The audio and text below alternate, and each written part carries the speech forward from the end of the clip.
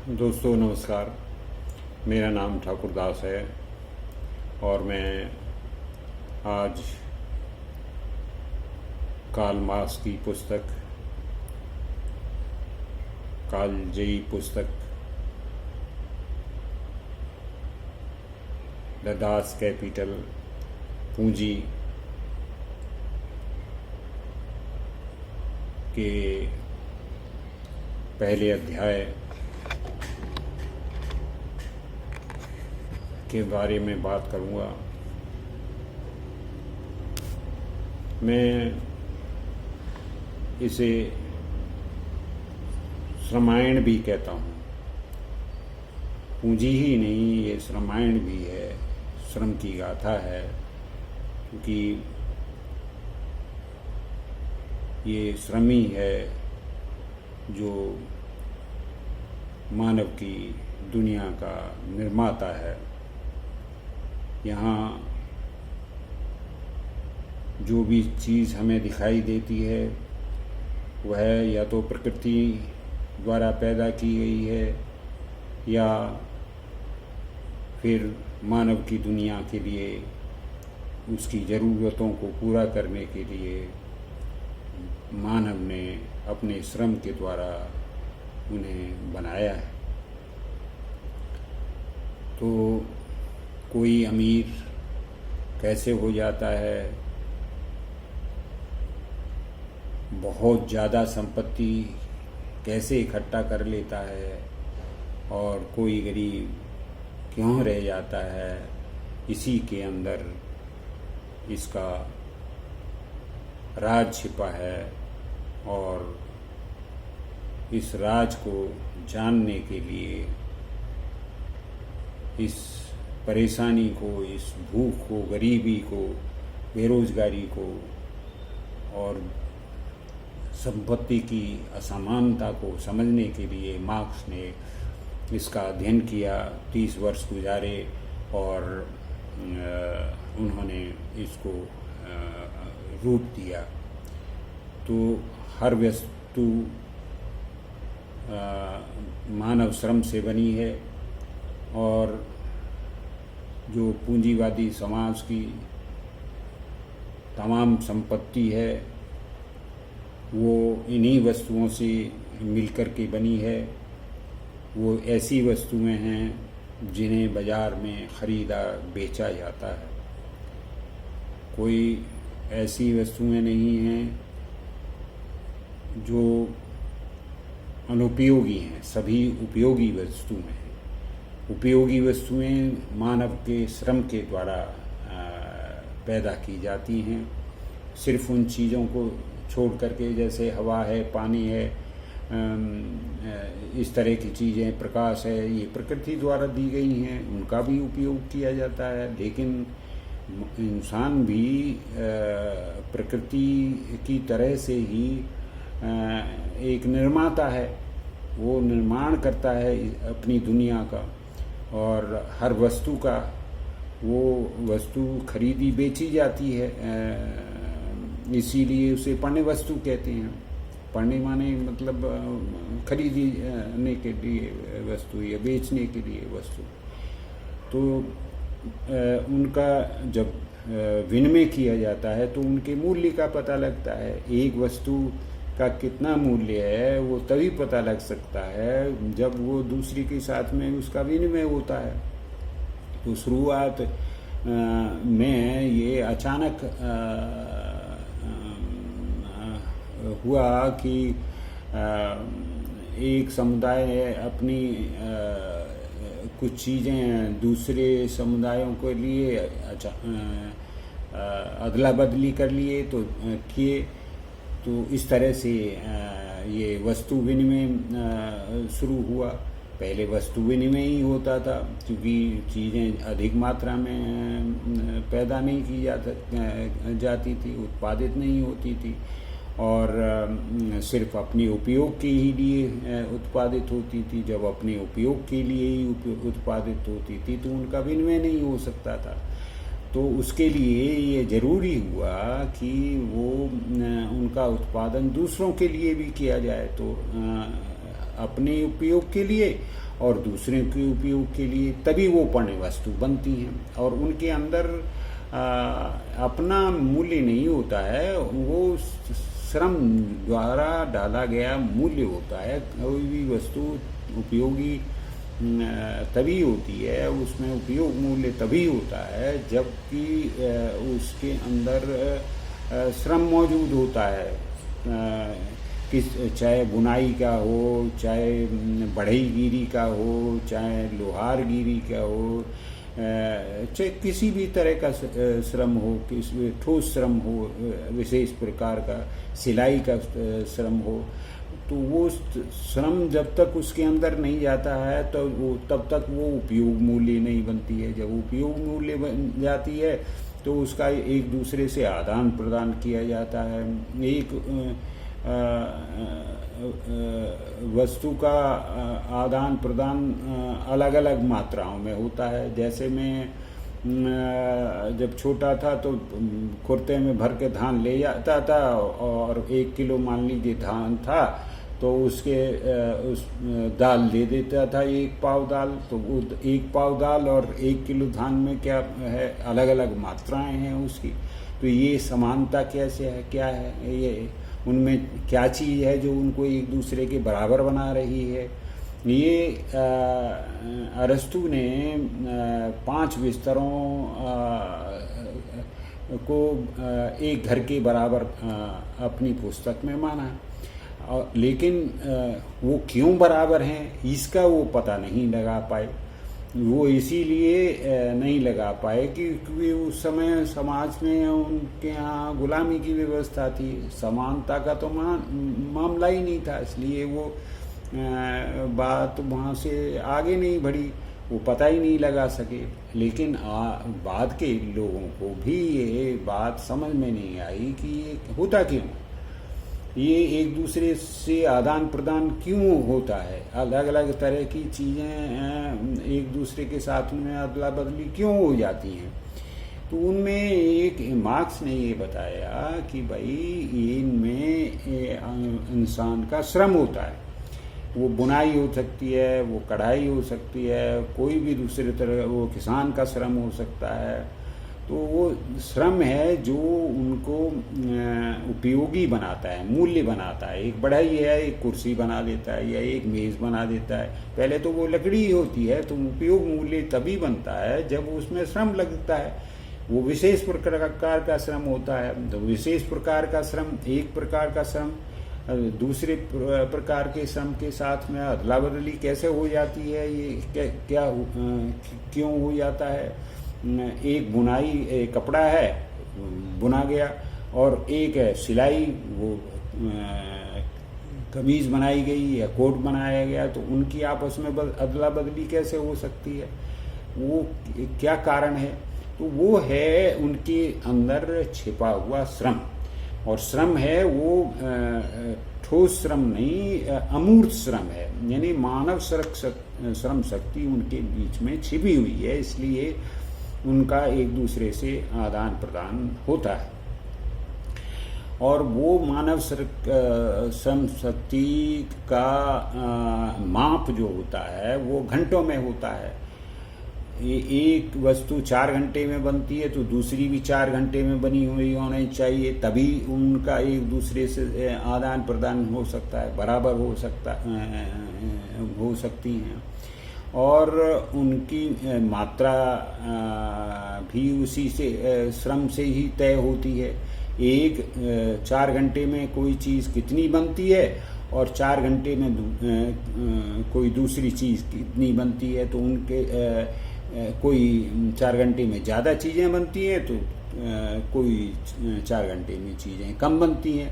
तो इस तरह से उनका मात्रात्मक अनुपात तय हो जाता है, होता है। और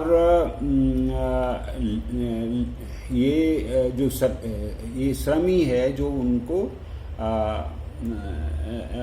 बराबर बनाता है।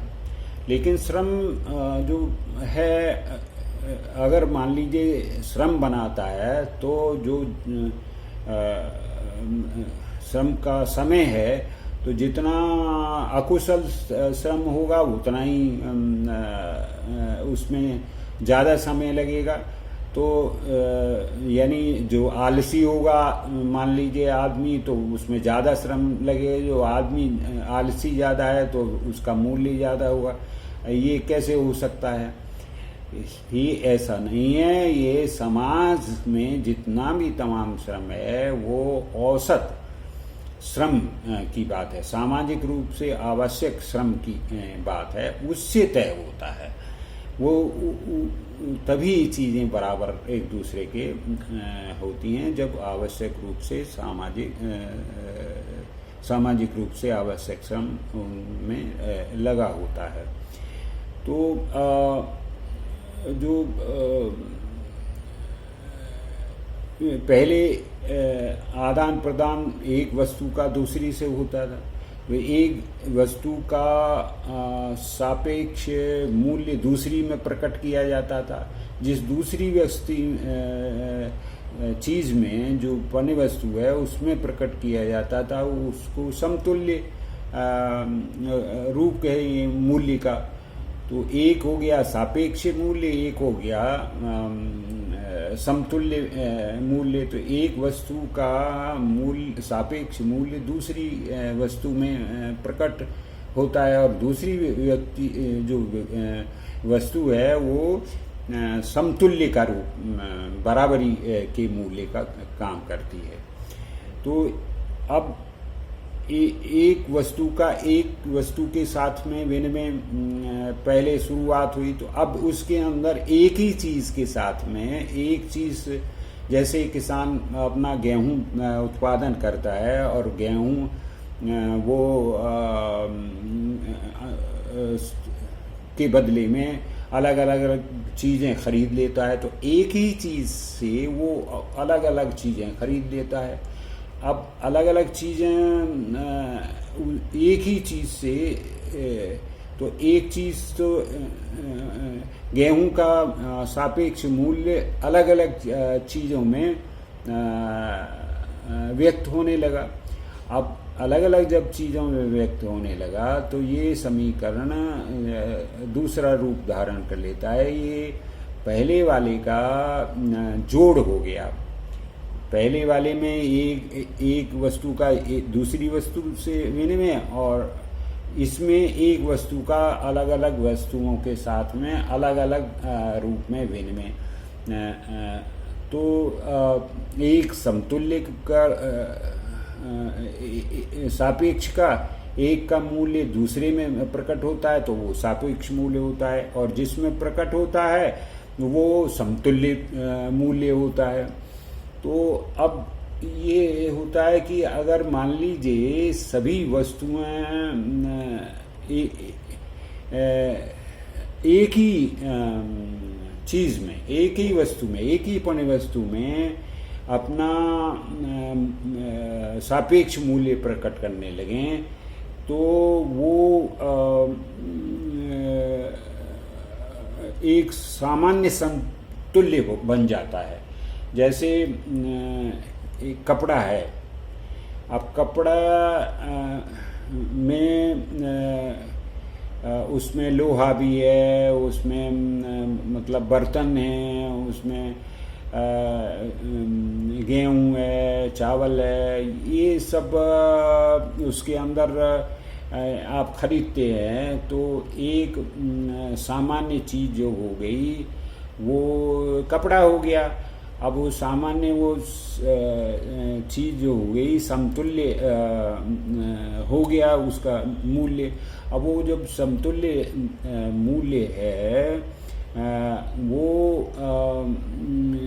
सामान्य चीज़ हो गई। अब ये आगे चल करके एक धातु का रूप में बदल जाता है। एक वस्तु जो है का स्थान धातु ले लेती है, क्योंकि धातु में आसानी होती है, उसका एक हिस्सा रखा जाता है और उसके बदले में अलग अलग चीज़ें हैं, अदला बदली की जा सकती हैं।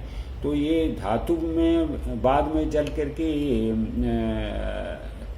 सोने में, चांदी में बदल गया, एक जो समतुल्य रूप था।